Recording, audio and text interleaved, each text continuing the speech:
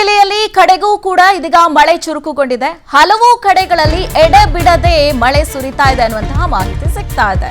ಮಳೆಯ ಜೊತೆಗೆ ಚಳಿ ವಾತಾವರಣಕ್ಕೆ ಜನರು ಇದೀಗ ಹೈರಾಣಾಗಿದ್ದಾರೆ ಕೊಡಗಿನಲ್ಲಿ ಅನ್ನುವಂತಹ ಮಾಹಿತಿ. ಜೊತೆಗೆ ಉತ್ತಮ ಮಳೆಯಿಂದಾಗಿ ಇದೀಗ ರೈತರ ಮೊಗದಲ್ಲಿ ಮಂದಹಾಸ ಕೂಡ ಮೂಡಿದೆ. ಕೊಡಗು ಜಿಲ್ಲೆಯಲ್ಲಿ ಇದೀಗ ಕೃಷಿ ಚಟುವಟಿಕೆಗಳು ಕೂಡ ಗರಿಗೆದರಿದೆ.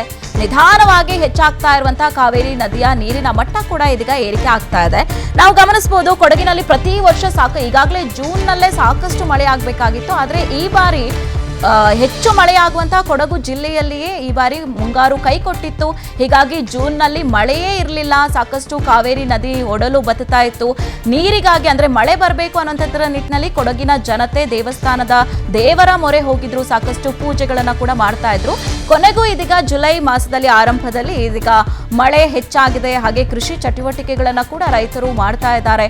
ಹಾಗೆ ಸಾಕಷ್ಟು ಮಳೆ ಆಗ್ತಾ ಇರುವಂತದ್ರ ನಿಟ್ಟಿನಲ್ಲಿ ಕೊಡಗಿನ ಜನತೆ ನಿಟ್ಟುಸಿರನ್ನ ಬಿಟ್ಟಿದ್ದಾರೆ ಅನ್ನುವಂತಹ ಮಾಹಿತಿ. ಕೊಡಗು ಅಂದ್ರೇನೆ ಅದೊಂಥರ ಮಳೆ ಹೆಚ್ಚಿರುವಂತಹ ಪ್ರದೇಶ, ಜಿಲ್ಲೆ. ಸಾಕಷ್ಟು ಅಂದ್ರೆ ಪ್ರತಿ ವರ್ಷವೂ ಕೂಡ ಮಳೆಗಾಲ ಆರಂಭ ಆಯಿತು ಅಂತಂದ್ರೆ ಜೂನ್ನಲ್ಲಿಯೇ ಅಲ್ಲಿ ಓಡಾಡೋದಕ್ಕೂ ಸಾಧ್ಯ ಆಗೋದಿಲ್ಲ, ಅಷ್ಟು ಮಟ್ಟಿಗೆ ಮಳೆ ಬರುತ್ತೆ. ಆದರೆ ಈ ಬಾರಿ ಆಶ್ಚರ್ಯ ಏನಪ್ಪಾ ಅಂತಂದ್ರೆ ಜೂನ್ನಲ್ಲಿ ಮಳೆನೇ ಇಲ್ಲ. ಮುಂಗಾರು ಮಳೆ ಇಲ್ಲದೆ ಕೊಡಗಿನ ಜನತೆನೇ ಕಂಗಾಲಾಗಿ ದೇವರ ಮೊರೆ ಹೋಗಿದ್ರು, ಪೂಜೆ ಪುನಸ್ಕಾರಗಳನ್ನ ಮಾಡಿಸಿದ್ರು.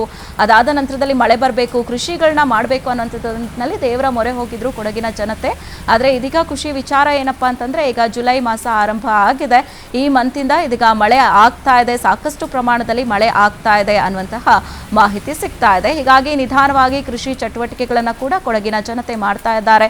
ಹಾಗೆ ಕಾವೇರಿ ನದಿಯ ನೀರಿನ ಮಟ್ಟ ಕೂಡ ಇದೀಗ ಏರಿಕೆ ಆಗ್ತಾ ಇರುವಂಥದ್ದು ಅಲ್ಲಿನ ಜನರಿಗೆ ಇದೀಗ ಸಂತಸವನ್ನ ತಂದಿದೆ. ಹೀಗಾಗಿ ಕೊಡಗಿನಲ್ಲಿ ಕೊನೆಗೂ ಮಳೆ ಆಗ್ತಾ ಇರುವಂತಹ ವಿಚಾರಕ್ಕೆ ಸಂಬಂಧಪಟ್ಟಂತೆ ಅಲ್ಲಿನ ಜನತೆ ಕೂಡ ಸಾಕಷ್ಟು ಖುಷಿಯಾಗಿದ್ದಾರೆ. ಹಾಗೆ ಹಲವು ಕಡೆಗಳಲ್ಲಿ ಎಡೆಬಿಡದೆ ಇದೀಗ ಕೊಡಗಿನಲ್ಲಿ ಮಳೆ ಆಗ್ತಾ ಇದೆ.